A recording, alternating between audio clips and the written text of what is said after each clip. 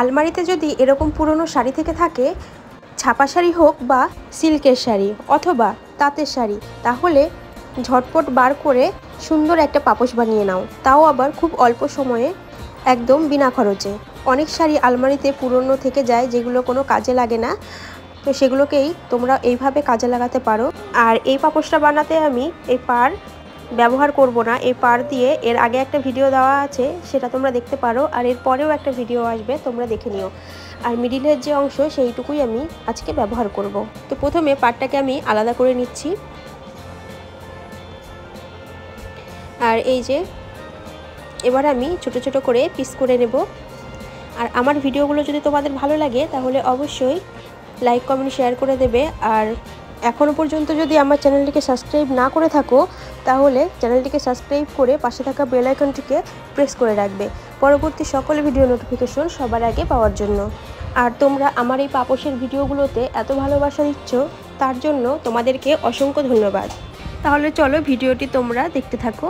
আর যদি ভিডিওতে কোথাও ভুল ত্রুটি থেকে থাকে তাহলে অবশ্যই কমেন্ট করে জানাতে ভুলবে না।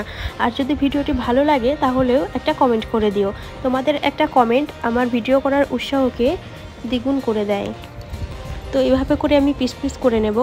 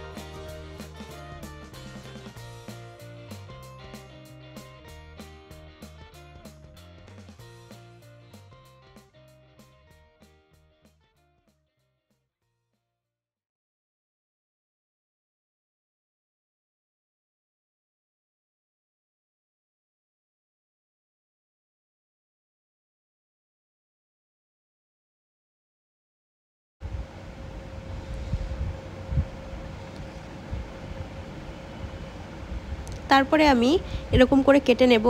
আর এত বড় তো আর একভাবে বোনানো যায় না, জোরে যাবে, আরও দেরি হবে, সেই জন্য আমি ছোট ছোট পিস করে নিচ্ছি। একদম ছোট পিস নয়, মিডিয়াম পিস।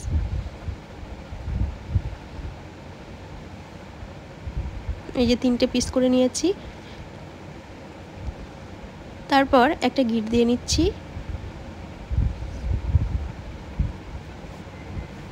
এরপর আমি বেনুনি করব। আর এত সহজভাবে তোমাদেরকে এই পাপোশটা বানানো দেখাবো, তোমরা কল্পনাও করতে পারবে না। আর তোমরা তোমাদের বাড়ির যদি ছোট কোনো বাচ্চাও থাকে তারাও কিন্তু এই পাপোশটা বানাতে পারবে।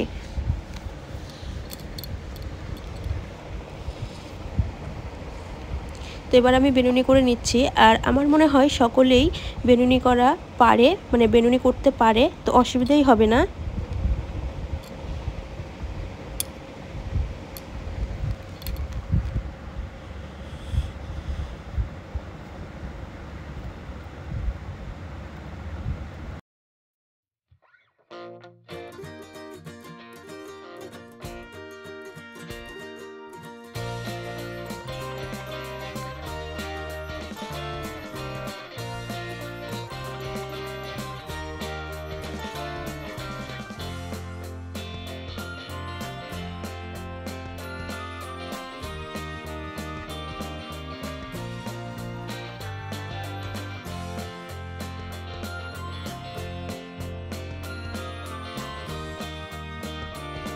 দেখো আমি অনেকটা বেনুনি করে নিয়েছি। এটা আঁচলের পোর্শন, সেজন্য ওরকম অন্য কালার মনে হচ্ছিল।